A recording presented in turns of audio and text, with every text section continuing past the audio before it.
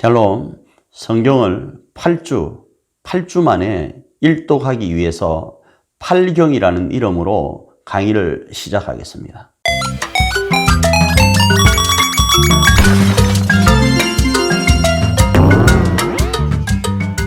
자, 오늘부터 8주 동안 성경을 일독하는 그런 시간을 가지려고 합니다. 여러분이 준비할 것은 특별한 것 없습니다.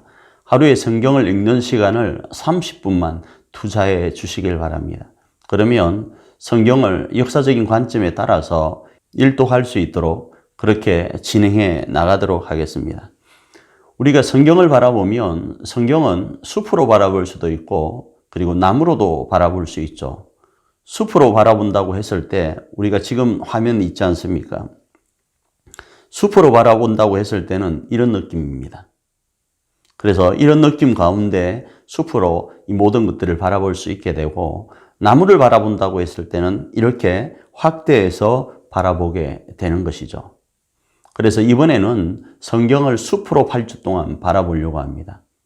그 중에서 성경을 숲으로 바라본다라는 마음으로 8주에 바라본다, 그런 마음으로 팔경으로 정하고 진행해 보기를 원하는데, 성경을 숲으로 바라본다고 했을 때 우리가 생각해야 될 것은 성경의 전체적인 흐름은 창조, 타락, 구속, 완성으로 이렇게 이해할 수 있습니다.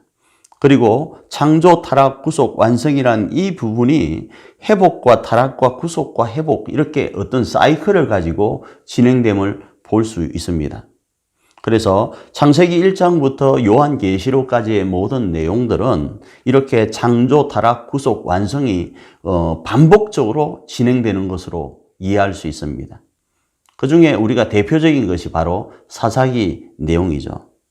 그런데 이런 부분들을 역사적 흐름에 따라서 이번 8주 동안에 읽어 나가기를 원하는데, 보편적으로 우리가 구약을 10단계로 나눕니다. 그래서 창조, 그리고 방주, 족장, 애굽, 가나안, 사사, 그리고 왕정, 분열, 포로, 기환, 그리고 중간기라는 것이 있습니다. 그리고 신약은요, 기원과 공생애와 그리스도와 교회 시대와 마라나다로 구분할 수 있습니다. 그래서 구약은 10단계로 신약은 5단계 정도로 이렇게 나누어서 이해할 수 있죠. 다음으로 성경을 숲으로 바라보기 위해서는 성경의 지리를 어느 정도는 알아야 이해하기가 쉽습니다. 우리가 시골을 간다든지 어디를 갈 때 지리를 모르고 어떤 것들을 하게 되면 한번 갔다 왔는데도 헷갈리지 않습니까? 다시 찾아가라면 찾아가지 못하는 우를 범할 때가 많이 있죠. 마찬가지입니다. 성경의 지리를 우리가 대략적으로 알지 못하면 읽을 때마다 새롭습니다. 읽을 때마다 새롭다고 하니까 갑자기 아내가 떠오르는 이유는 뭘까요? 다음으로 시간적, 그러니까 연대적인 부분을 대략적으로 기억하고 있어야 됩니다. 마지막으로요, 인물적인 부분도 우리가 어느 정도는 알고 있어야 됩니다. 그 내용을 이 위성적인 부분으로 가지고 설명을 드리면, 에덴 동산은 여기쯤 있던 것으로 이해할 수 있습니다. 그리고 이 에덴 동산에서부터 시작되어서 약 11장까지가 전반적으로 진행이 됩니다. 노아 때까지, 바벨탑까지 말이죠. 그리고 그 갈대아와 우르로부터 아브라함이 출발하여서 하란에 도착하고 하란에서 가나안으로 오게 되죠. 그리고 이 가나안에서 흉년이 될 때에 애굽으로 내려가는 일들이 있게 되고, 그리고 그 애굽에서 다시 가나안으로 왔다가 요셉 때에 다시 애굽으로 내려가게 되죠. 그 뒤를 이어서 자신의 아버지 야곱이 70명의 가족을 거느리고 애굽에 정착하는데, 그 정착지가 바로 이 고센입니다. 그리고 이 고센에서 430년을 지내다가 출애굽을 하게 되죠. 출애굽을 해서 광야라는 생활을 40년 지내다가 다시 가나안으로 들어가게 됩니다. 그리고 그 가나안에서 여호수아가 전쟁 가운데 땅을 차지하다가 사사시대를 보내고, 그 사사시대를 보내고 난 이후에 사울을 기점으로 다윗, 솔로몬이 40년을 보내게 되죠. 보내고 난 이후에 분열되어서 북이스라엘은 722년에 아수르라는 나라에 망하게 되고, 그리고 남쪽 유다는 바벨론에 의해서 587년에 멸망하게 됩니다. 그리고 그렇게 멸망한 상태에서 포로로 잡혀갔다가 다시 70년 만에 돌아오게 되죠. 돌아와서 성전 재건을 하는 일들이 일어나고, 그리고 난 이후에 약 400년 동안 암흑기를 맞다가, 그리고 난 이후에 기원이 시작되는데 바로 예수님이 오시죠. 그게 바로 구약의 모습이고, 그리고 신약에서는 예수님이 이렇게 오심과 함께 역사가 시작되죠. 시작되고 난 이후에 30년을 계시다가 3년을 공생의 가운데 있게 되고, 그리고 죽으시고 부활하시고 40일 동안 제자들과 함께 계시다가 성천하시고 성령이 오시고, 그리고 나서 사도 바울을 통하여서 전도가 시작되죠. 그리고 이 사도 바울을 통하여 진행되었던 그 모든 것들이 이제 교회 시대를 거쳐서 예수님의 재림을 기다리는 마라나다의 신앙적인 부분으로까지 연결됩니다. 그 내용을 가지고 다루려고 하는데, 여러분이 먼저 성경을 제대로 알기 위해서는 이번 한 주만 조금 고생을 하셔야 됩니다. 그게 뭔가 하면 12지파는 외우셔야 돼요. 그래서 야곱의 자손 중에서 12아들을 외우셔야 돼요. 이건 지명으로도 사용될 뿐 아니라 여러 곳에서 사용되는 내용이거든요. 그래서 이 부분은 외우셔야 되는데 이렇게 외웁니다. 야곱에게는 2명의 아내가 있었죠. 하나는 레아이고 하나는 라헬입니다. 레아에게는 6명의 아들이 있었습니다. 그리고 라헬에게는 2명의 아들이 있는데, 먼저 레아가 6명의 아들을 놓자 라헬이 시기해서 자신의 종에게 아이를 낳게 합니다. 그래서 라헬의 종이 2명을 놓자 레아가 또 시기해서 자신의 또 종으로 아이를 놓게 합니다. 그래서 2명을 놓습니다. 그리고 난 이후에 라헬도 2명의 아이를 놓게 됩니다. 그래서 레아가 낳은 아이가 6명, 라헬의 종이 낳은 아이가 2명, 레아의 종이 낳은 아이가 2명, 그리고 라헬이 낳은 아이가 2명인 거예요. 그리고 그 이름은 이렇게 됩니다. 르우벤, 시므온, 레위, 유다, 이사갈, 스불론. 그리고 라헬의 여종이 낳은 아이는 단과 납달리. 그리고 그게 맞추어서 레아의 여종이 낳은 아이는 갓과 아셀이고, 라헬이 낳은 아이는 요셉과 베냐민입니다.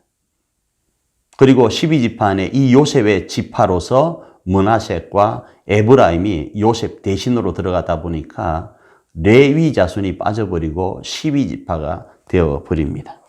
그리고 연대를 외워야 될 것이 있는데, 그건 제가 여러분에게 2연대만 좀 말씀드리겠습니다. 제가 연대를 외울 때 이렇게 외웁니다. 우리나라의 연대를 외울 때 우리가 그 전화번호 중에서 1588 있잖아요.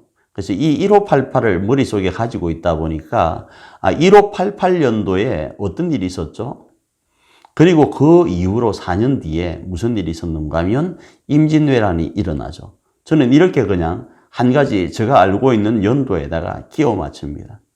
그리고 1588에서 200년 앞선 1388년에는 위화도 해군이 있었고, 그로부터 4년 뒤 1392년에는 조선이 건국되었다. 이 기본적인 것을 가지고 우리 역사를 이렇게 생각해 봅니다. 마찬가지입니다. 이스라엘의 역사를 외울 때, 연대를 외울 때 2가지만요.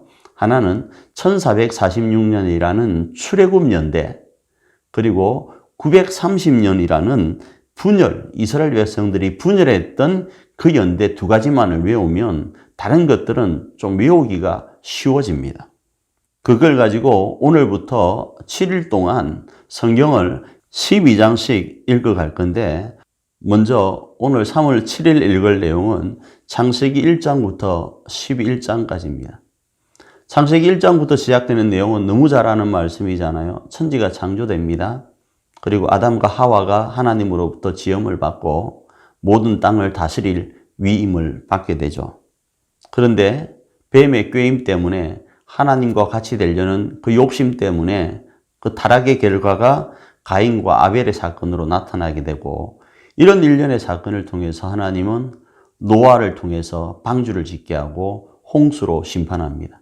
그 내용이 창조, 타락, 구속, 완성으로 계속적으로 이렇게 사이클식으로 돌아가게 되고, 우리가 나중에 방주 사건이 있고 난 후에 아라랏산 했을 때 이 아라랏산은 이 정도 위치에 있습니다. 이곳 정도에 방주가 멈추지 않았을까 추측은 합니다만 확실하지는 않습니다. 그래서 이곳을 아라랏산으로 바라보기도 합니다. 그 다음으로 중요한 사건이 등장하는데, 사람들이 이렇게 홍수 심판을 당하고 나니까 거기에 대한 트라우마 때문인지 바벨탑을 쌓습니다. 바벨탑을 쌓아서 하늘 꼭대기에까지 하나님께 닿겠다고, 하나님처럼 되겠다고 다시 욕심을 부리죠. 그래서 하나님은 사람들의 언어를 혼잡게 해서 이 바벨탑의 공사가 중지되도록 하십니다. 그게 11장까지의 내용이고, 12장부터 25장까지는 아브라함에 대한 내용입니다. 아브라함이 아버지와 함께 이 갈대아 우르에서 출발해서 하란으로 왔습니다. 이 하란에서 75세의 부름을 받죠. 그때가 2091년입니다. 그리고 나서 이 가나안으로 옵니다. 가나안으로 와서 애굽으로 갔다가 또 가나안으로 왔다가 이런 일들이 반복되는 내용들이 있죠. 그게 12장부터 25장 3월 8일 날 읽을 내용이고요. 바로 이어서 3월 9일 내용입니다. 3월 9일 내용은 창세기 26장부터 36장까지입니다. 좀 짧죠. 11장 정도밖에 되지 않습니다. 창세기 26장부터 36장까지 내용은 야곱과 에서에 대한 내용입니다. 우리가 아는 것처럼 야곱과 에서는 쌍둥이잖아요. 이 쌍둥이가 어떻게 지금 인생을 살아가고 있는지를 이야기하고 있는 거죠. 창세기 26장부터 36장까지의 말씀은 그냥 이곳에서 놉니다. 야곱과 에서가 이곳에서 왔다 갔다 합니다.